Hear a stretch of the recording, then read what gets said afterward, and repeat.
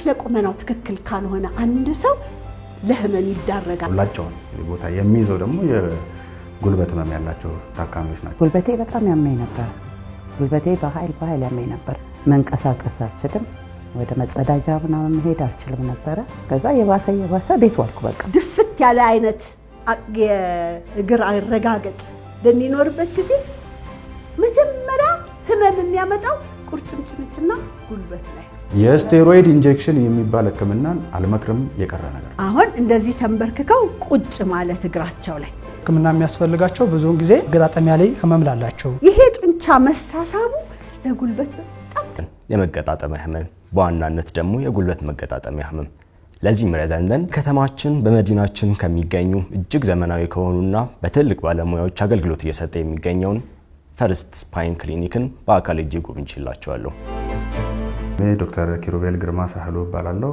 የጥንትና መገጣጠሚያ ስፔሻሊስት ሐኪም ነኝ እንዲሁም የመገጣጠሚያ ቅየራ ሰብ ስፔሻሊስት ሐኪም ነኝ አብዛኛው የታካሚዎቻችን ከሚመጡ ታካሚዎቻችን መሃል አብዛኛውን ወይም አብላጫውን ድርሻ የሚይዙት የመገጣጠሚያ ህመም ያላቸው ታካሚዎች ሲሆኑ የእድሜ ክልላቸውም እድሜያቸው ትንሽ ገፋ ኢንፌክሽን ሊሆን ይችላል ሌላ ሮማቶይድ አርትራይቲስ የሚባል በሽታ አለ ጋውት የሚባል ወይም ሪህ የሚባል በሽታ አለ እንደሱ አይነት ህመሞች ሊሆን ይችላል በአደጋ ምክንያት የመጡ የአጥንታችን አደጋ ከደረሰበት በኋላ የቅርጽ መቀየሮች በመፍጠር የሚመጡ የመገጣጠሚያ ህመሞች ይኖራሉ ማለት ነው አብዛኛው ተቋማችን የሚመጡ ታካሚዎች የመገጣጠሚያ ህመም ኖራቸው ነው የሚመጡት ማለት ነው ከመገጣጠሚያ ህመሞች ውስጥ አብዛኛውን ድርሻ የሚይዘው ወይም ደግሞ አብላጫውን ቦታ የሚይዘው ደግሞ የጉልበት ህመም ያላቸው ታካሚዎች ናቸው የሚሆኑት እነሱም አብዛኞቹ ያው እንዳልኩት እድሜያቸው ገፋ ያሉ ሰዎች ናቸው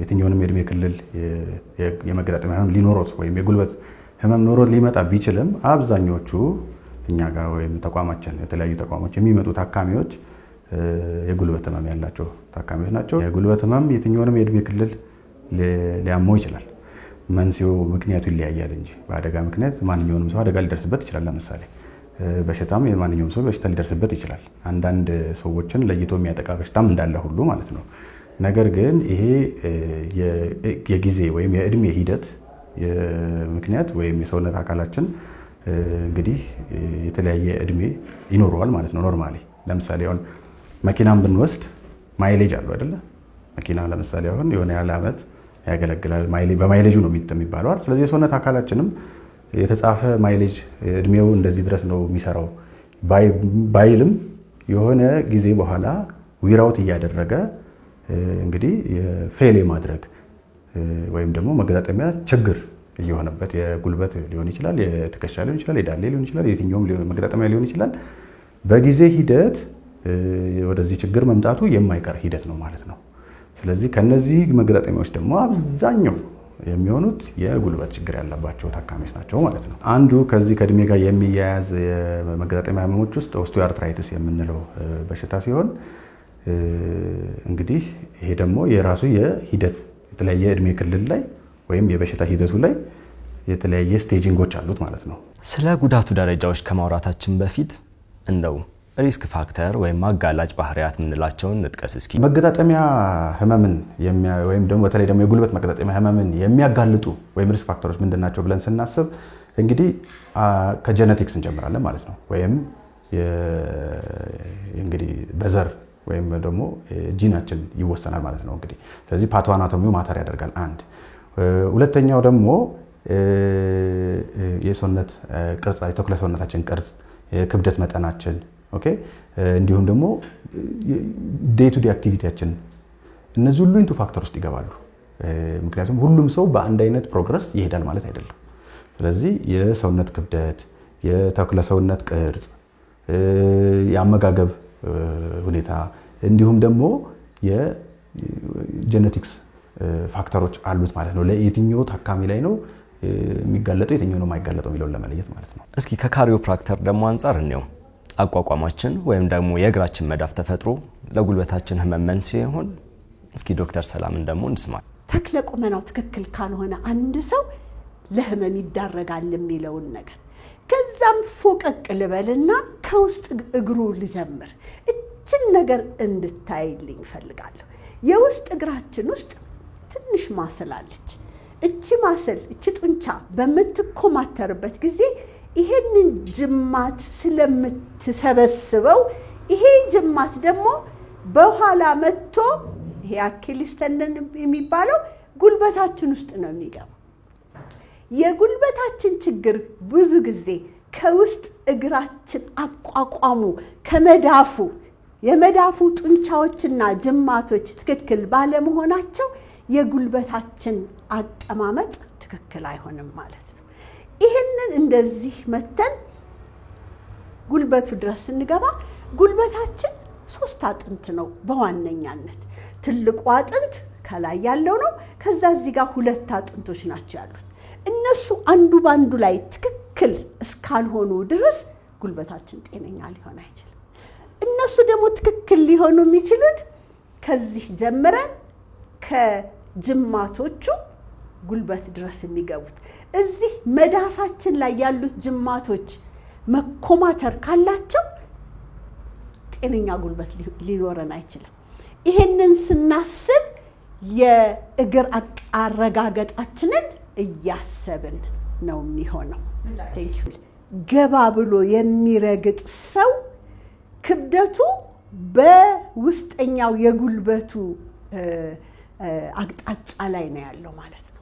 ስለዚህ እንደዚህ ገባ ብሎ የሚረግጥ ሰው ብዙ ጊዜ እዚህ ውስጥ የጉልበት ህመም ይኖረዋል ማለት ነው። እዚህ ይሄ እግራችን ውስጥ ችገባ የምትለው ወይንም አርች የምትለው ነገር ስትኖረንና በፍጹም እሱ በማይኖርበት ጊዜ በጣም ድፍት ያለ አይነት የእግር አረጋገጥ በሚኖርበት ጊዜ መጀመሪያ ህመም የሚያመጣው ቁርጭምጭሚትና ጉልበት ላይ ነው።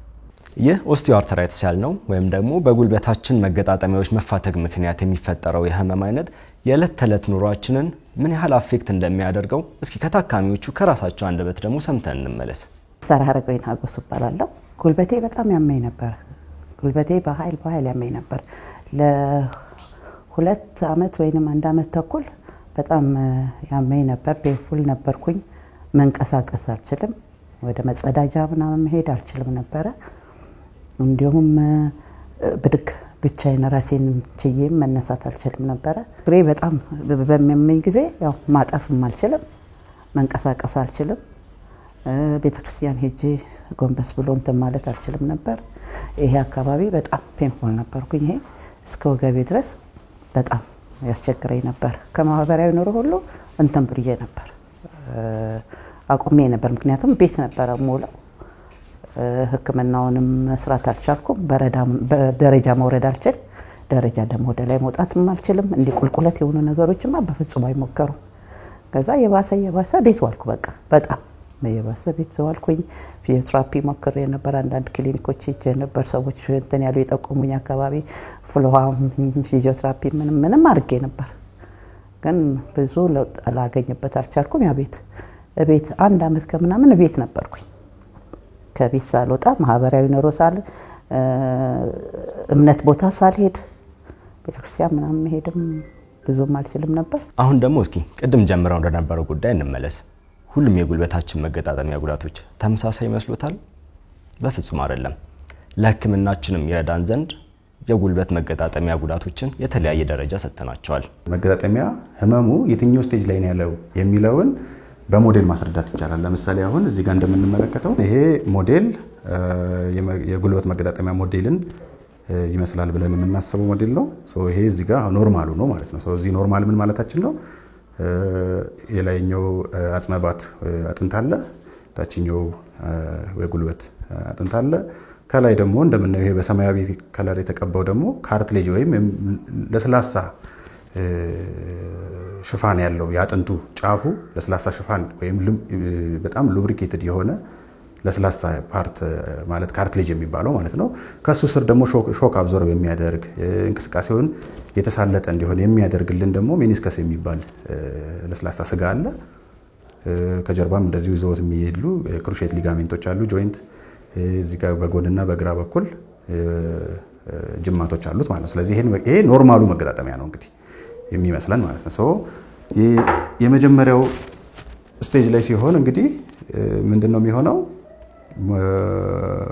ዩዥዋሊ በአንደኛው ሳይድ ወይም ሚዲያል የምንለው ወይም በውስጠኛው በኩል ያለው የመገጣጠሚያ ወይ ካርትሌጅ የምንለው አካል መቁሰል ይጀምራል ማለት ነው ቤዚክሊ። ሶ አሁን ይሄንን በዚህ ሂደት ላይ ሰውየው የመገጣጠሚያ ህመም ይኖረዋል ዴፊኒትሊ። ቀጥሎ ስቴጅ እንግዲህ በዚህ ህክምና ሲቀጥል ወይም እድሜው እየገፋ ሲሄድ ደግሞ እንግዲህ እንደዚህ ጋር እንደምታዩት አንዳንድ የአጥንት ጫፍ ላይ ያሉ ቅርጾቹ ራሱ የአጥንት ቅርጹ መቀየር ይጀምራል። ቁስለቱም እንደምታዩት በአንዱ በኩል ብቻ ሳይሆን በሁለቱም በኩል የመሆን 2 ኮምፓርትመንት 3 ኮምፓርትመንት ኢንቮልቭ የማድረግ ሂደት ይኖረዋል። እናም ኢንድ ስቴጅ የምንለው ወይም ደግሞ የመጨረሻው ስቴጅ ላይ ሲደርስ ደግሞ እንደዚህ እንደምታዩት በሁሉም መገጣጠሚያዎቹ ላይ የመቁሰል አደጋ እንዲሁም እዚህ ጋር ሜኒስከሱን በዚህ ደረጃ ላይ ያለ ሜኒስከስ ያው የተበላ ነው የሚሆነው። የአጥንት ቅርጹንም እንደምታዩት እዚህ ጋር አጥንቱ እየተበላ ኢቭን ከካርትሌጁም አልፎ አጥንቱን እየሸረሸረና አጥንቱን እየበላ እንደዚህ አይነት የቅርጽ መቀየር ስቴጅ ላይ ይደርሳል ማለት ነው። ስለዚህ አሁን ከመጀመሪያው ስቴጅ ይሄንን ብናነጻጽረው ብናስተያየው እንግዲህ ምን ያክል ልዩነት ላይ እንዳሉ በግልጽ ይታያል ማለት ነው። ስለ ህመሙ ምንነት፣ ስለ አጋላጭ ባህሪያት እንዲሁም ደግሞ ስለ ጉልበታችን የጉዳት ደረጃዎች በሰፊው አውርተናል። አሁን ደግሞ ዋናው ዓላማችን ህክምናው ምን ይመስላል የሚለውን ማስተዋወቅ ማለት። እስኪ ስለ ህክምናው ደረጃዎች እንዲሁም አይነቶች ደግሞ እንመልከት። በአጠቃላይ የመገጣጠሚያ ህክምና ወይም ደግሞ ስፔሲፊካሊ የጉልበት መገጣጠሚያ ህክምና በሁለት መንገድ መክፈል እንችላለን። ኦፕሬሽን ወይም ሰርጂካል፣ ነን ኦፕሬሽን ወይም ነን ሰርጂካል ብለን ለሁለት መክፈል እንችላለን ማለት ነው። ይሄንን ዲተርማይን የሚያደርገው ይሄንን የሚወስነው አንድ የሰውየው የታካሚው የመጣበት ስቴጅ እና ሁለተኛ የታካሚው ፍላጎት። አሁን እንግዲህ ስቴጂንግ ብቻ በቂ አይደለም። ታካሚው ምንድነው ዲማንዱ? ኢንድ ስቴጅ ላይ ያለው ሰውዬ ኢንድ ስቴጅ ላይ ያለው ታካሚ ጆይንት ሪፕሌስመንት እንዲያደርግ ይመከር ይሆናል። ያ ማለት ኢንድ ስቴጅ አርትራይቲስ ያለውን ታካሚ ነው። ግን ያ ታካሚ ማን ነው ወይም ምንድነው ዲማንዱ የሚለውን ግን ፋክተር ውስጥ ማስገባት አለበት። ስለዚህ ምን ለማለት ፈልጌ ነው? ሁሉም ስቴጅ ላይ ሁሉም ታካሚ በአንድ አይነት ህክምና ወይም ሰርጂካል ነን ሰርጂካል እንዳልነው ይወሰናል ማለት አይደለም። ወይም ስቴጂንጉ ብቻ በቂ ነው ብዬ አላምንም። ታካሚው ምን ይፈልጋል ወይም ዲማንዱ ምንድነው? ምክንያቱም የኛ እንደ ባለሙያ የኛ ዓላማ ታካሚውን ሳቲስፋይ ማድረግ ወይም ታካሚውን ፍላጎት ማርካት እስከሆነ ድረስ የፈለገው ወይም ምን ዲማንድ አድርጎ ነው የሚመጣው የሚለውን መገንዘብ ያስፈልጋል። መጀመሪያ የህክምና ሂደቱም ከነን ሰርጂካል ጀምሮ እስከ ሰርጂካል ድረስ ብዙ ስቴጆች አሉት ማለት ነው። ልክ እንደ በሽታው ሂደት ሁላ የህክምናውም ሂደት ብዙ ስቴፖች አሉት። ስለዚህ ወይም ኤርሊ ስቴጅ ላይ ያለውን ታካሚ አብዛኛውን ጊዜ ነን ሰርጂካል ወይም ኦፕሬሽን ያለ ኦፕሬሽን ህክምና እንዲያደርግ ይመከራል። ወይም በእንደዚህ አይነት ህክምና ራሱ አሟጦ ሞክሮ ከዛ በኋላ ነው ፌል ካደረገ ወደዛኛው የምንሄደው ማለት ነው። ከነዚህ ህክምና ሂደቶች አንዱ የህክምና ሂደቶች አንዱ ፔን ኪለሮች ሊሆኑ ይችላሉ። አንታይ ኢንፍላማተሪ ብለን የምንጠራቸው የመድኃኒት በሚዋጥ መድኃኒት ሊሆን ይችላል። ስፔሲፊካሊ ደግሞ አሁን ከረንትሊ አድቫይዝ የሚደረገው ፒአርፒ የሚባል ህክምና አለ። እሱ ደግሞ በመርፌ እንግዲህ ኢንጀክት ተደርጎ ወደ መገጣጠሚያ ስፔስ ውስጥ በመርፌ የሚሰጥ ህክምና አለ ማለት ነው። ምንድነው ይሄ የተለየ ነገር ነው ሆኖ ሳይሆን መገጣጠሚያችን እየተበላ ሲሄድ ኦኬ በተለያየ ችግር ምክንያት መገጣጠሚያችን እየተበላ ሲሄድ ራሱን ማከመው ለምንድን ነው? ለምሳሌ አሁን ይሄ መገጣጠሚያ እንደምታዩት የጉልበት መገጣጠሚያ ነው። እንግዲህ እንዲህ አይነት እንቅስቃሴ በሚኖርበት ጊዜ ይሄ ልሙጡ ፓርት እየተበላ በጊዜ ሂደት እየተበላ ስለሚሄድ ቅድም እንዳሳየሁት የተለያዩ ስቴጂንጎች ይኖሩታል በእድሜ ሂደት በኋላ እየተበላ ስለሚመጣ ያንን የተበላውን አካል እንዲታከም በራሱ እንዲድን። ስለዚህ የፒአርፒ ህክምና ምንድነው ፎከስ የሚያደርገው ጆይንት ፕሪዘርቭ ወይንም መገጣጠሚያውን ማደስ ላይ ያተኩራል ማለት ነው። ስለዚህ መገጣጠሚያን ማደስ መገጣጠሚያን መቀየር ሳይሆን መገጣጠሚያን ማደስ አበቃለት ያለውን መገጣጠሚያ ወደ ቅየራ እንሄዳለን። ነገር ግን ገና ኤርሊ ስቴጅ ላይ ያለውን ግን ወደ ቅየራ ሳይሆን ማደስ ይቻላል እና አሁን ሞር ዓለም ላይ ያሉ ጥናቶች እንደውም ፎከስ ያደረገው እዚህ ሪጀነሬቲቭ ቴራፒ ወይንም ደግሞ መገጣጠሚያውን የራሱን የሰውነቱን መገጣጠሚያ ባለበት ፕሪዘርቭ የማድረግ ወይም ደግሞ የማደስ የሚል ህክምና ላይ ነው አሁን ከረንትሊ የሚመከረው በተለይ ደግሞ early stage ለሆኑት ማለት ነው። ስለዚህ ፕላትሌት ሪች ፕላዝማ ምን እንዲያደርግ ነው እንዴት ነው የሚሰራው ምንድነው የሚለውን ስናስበው ደማችን ውስጥ የተለያየ አይነት አደጋ ሲደርስብን ሰውነታችን ላይ ሂል እንዲያደርግ ወይም እንዲያገግም የሚረዱ ግብአቶች አሉት። ይሄ ናቹራሊ ሰውነታችን ውስጥ ኤግዚስት የሚያደርጉ የሰውነታችን አካል ሲጎዳ እንዲድን የሚያደርጉ የሚያግዙ ግብአቶች አሉ ደማችን ውስጥ ማለት ነው። ስለዚህ እነዛን ግብአቶች ኤክስትራክት አድርጎ አንዱ ፕላትሌት ነው። ሌሎች ኢንተርሉኪኖች ሳይቶኪኖች አሉ። እነሱን ይሄ ሂሊንግ ፋክተሮቹን ኤክስትራክት አድርገን አውጥተን ወደዚህ መገጣጠሚያ ወደ ተጎዳው መገጣጠሚያ ውስጥ በመርፌ መልክ በመስጠት ያ የተበላው ወይም የተጎዳው መገጣጠሚያ እንዲያገግም ወይም ሪጀነሬት እንዲያደርግ ወይም ደግሞ እንዲታደስ ወይም ደግሞ ሂደቱ ቅድም እንዳልኩት 4 ስቴጅ አለው አይደል ወደፊት ያለው ፕሮግሬሽኑን የመግታት ወይም የማዘግየት ስራ እንዲሰራልን ተብሎ የምንሰጠው ህክምና አይነት ነው ማለት ነው። ኦኬ ስለዚህ ይሄንን ደግሞ የምናደርገው ምን በማድረግ ነው? የሰውነት ደም ይቀዳል፣ ደም ይወሰዳል። ይሄንን ደም ሴንትሪፊውጀር አለ፣ ሴንትሪፊውጅ ይደረጋል። ከዛ በኋላ ከዛ ላይ የማንፈልገውን ለዚህ ህክምና የማያስፈልጉ እንደ ሬድ ብለድ ሴል፣ ዋይት ብለድ ሴል እነሱን አንፈልጋቸውም። ፕላዝማውንና ፕላትሌቱን ግን እንፈልገዋለን። እነሱን ብቻ ኤክስትራክት አድርገን አውጥተን እንደገና አክቲቬተር አለ አክቲቬት አድርገን መገጣጠሚያ ህክምና የምንሰጥበት መንገድ ነው። ይሄ የህክምና ሳይንስ እንግዲህ ምናልባት ከ20-30 ዓመት በላይ ያልዘለለ እውቅና ያለው ሲሆን ኢቭን በራሱ በፒአርፒ ህክምና ዘርፍ ውስጥ ራሱ አዲስ ደግሞ እንግዲህ ያው ሳይንስ ሁሌ ራሱን አፕዴት ያደርጋልና አዲሱ መንገድ ደግሞ አሁን ምንድነው ደብል ሴንትሪፊውጅ ወይም ምን ማለት ነው ሞር የፕላትሌት ኮንሰንትሬሽን ለዚህ ህክምና ስለሚፈለግ ደብል ሴንትሪፊውጅ በማድረግ ወይም ደግሞ የሰራነውን ፒአርፒ ድጋሚ ረን በማድረግ ደብል ሴንትሪፊውጅ አድርገን ሞር ፕላትሌት ሪች የሆነ ኮንሰንትሬት የሆነ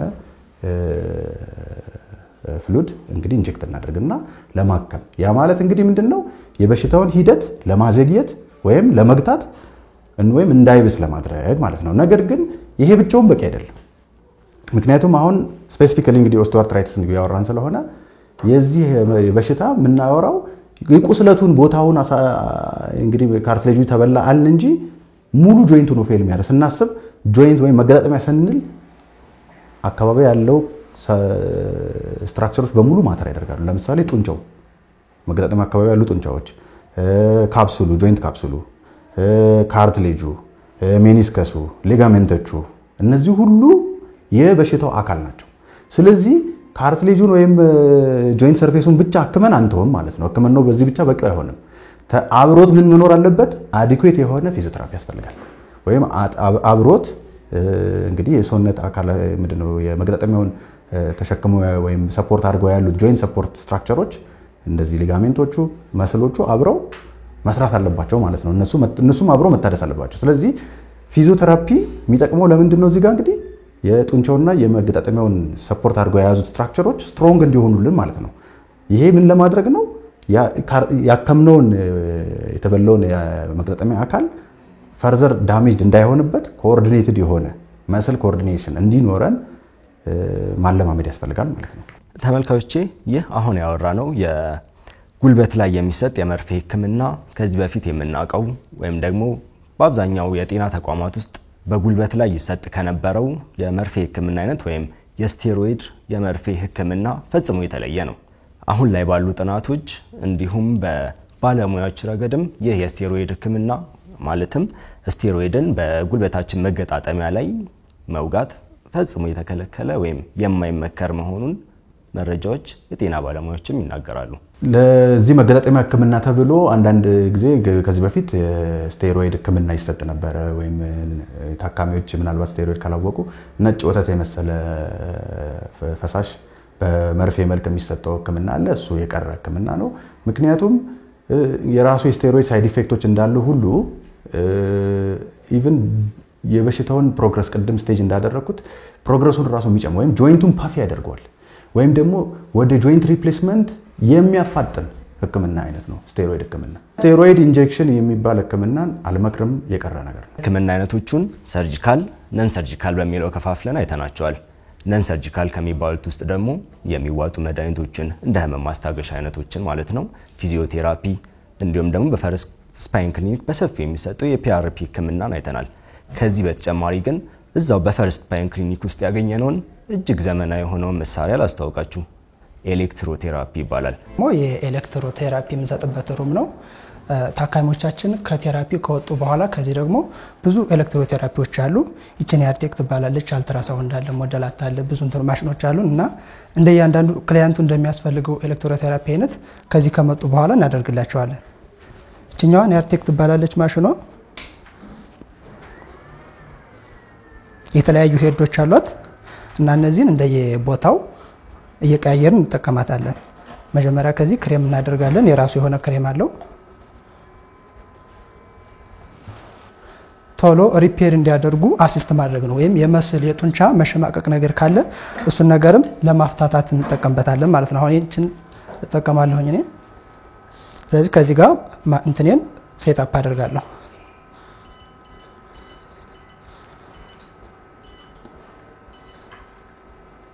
ዘኒችን ሰርኩላር ዳይሬክሽን እያደረኩኝ የሚደረግበት ቦታ ዶክተሩ ከጠቆመልን ቦታ ላይ እነዚህን አፕላይ እናደርጋለን ማለት ነው።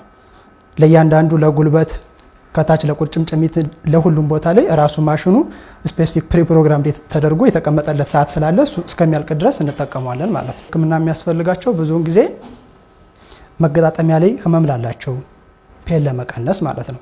ከዛ ውጭ ደግሞ እንደዚህ ወገብ ላይ ምናምን ብዙውን ጊዜ የጡንቻ መሸማቀቅ ላለባቸው እሱን ሪላክስ ለማድረግ እንጠቀምበታለን እና ቶሎ ከኤክሰርሳይዝ በኋላ እያንዳንዱ ታካሚ ኤክሰርሳይዝ የሚያስፈልገው ከኤክሰርሳይዝ በኋላ የጡንቻ ሪከቨሪውን ለማፋጠን ኤክሰርሳይዝ ከተደረገላቸው በኋላ ከሰሩ በኋላ ይችኛውን ማሽን እናደርግላቸዋለን። እስካሁን በህክምና ተቋማት የምናገኛቸውን የህክምና አይነቶች አይተናል። በቤቱስ የጉልበት ህመም ቢያጋጥሙ ምን ማድረግ ይችላሉ? ዶክተር ሰላም ምትለን ይኖራል።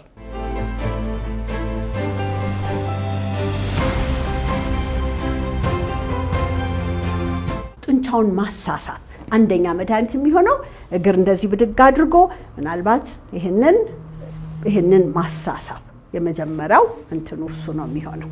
እንደዚህ ተኝተው ይሄንን ብድግ አድርጎ በጣም ማሳሳብ።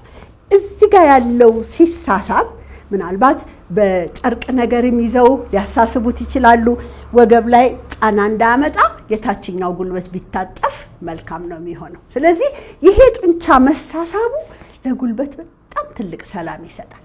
ሌላ ነገር ግን ለብዙ ሰዎች ጉልበት ህመም እንዳልኩት ጉልበት 3 አጥንቶች ናቸው። እዚህ ጋር ያለው አንድ ትልቅ አጥንት ነው። እዚህ ጋር 2 አጥንቶች አሉ።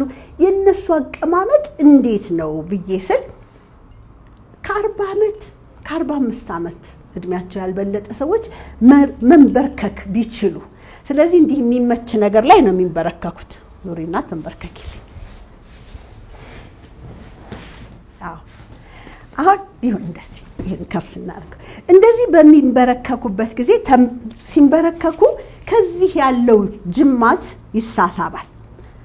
አሁን እንደዚህ ተንበርክከው ቁጭ ማለት እግራቸው ላይ ከቻሉ የሷን ያህል እንዲመቀመጥ ከቻሉ እሰዬ፣ አለበለዛ ግን ትንሽ ከፍ እናደርግና እዚህ ጋር ትራስ አድርጎ የቻሉትን ያህል ለ2 ለ3 ደቂቃ መቀመጥ ቢችሉ እዚህ ጋር ያሉት ጅማቶች ሲሳሳቡ ጉልበት ላይ በራሷ የሰውነት ክብደት የአጥንቱን አቀማመጥ ያስተካክላል።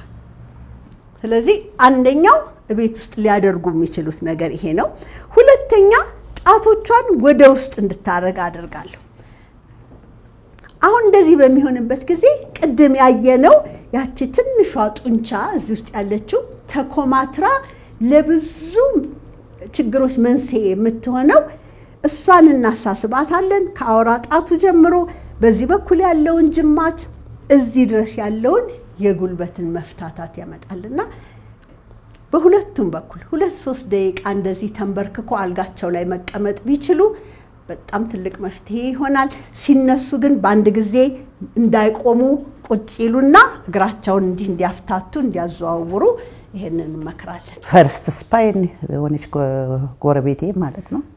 ውጭ ደርሳ ነው እሷም ራሷ የመጣችው ለህክምና እዛ ምንም ለውጥ የላትም። እሷ ማን እንደነገራት አላውቅም። እሷ እንደገና ከውጭ መጣ ፈርስት ስፓይን ታከመች። እሷ ተሽሏት ይኸውልሽ እኔ እኮ ባንኮክ ሄጄ ምንም ለውጥ አላገኘሁም። ስለዚህ ፈርስት ስፓይን ግን ይኸውና ትንሽ ለውጥ አለኝ ለኔ በደንብ እንትን አድርጎልኛል ስትለኝ እኔም ደግሞ በሷ አማካኝነት ለሞክር ሄድኩኝ።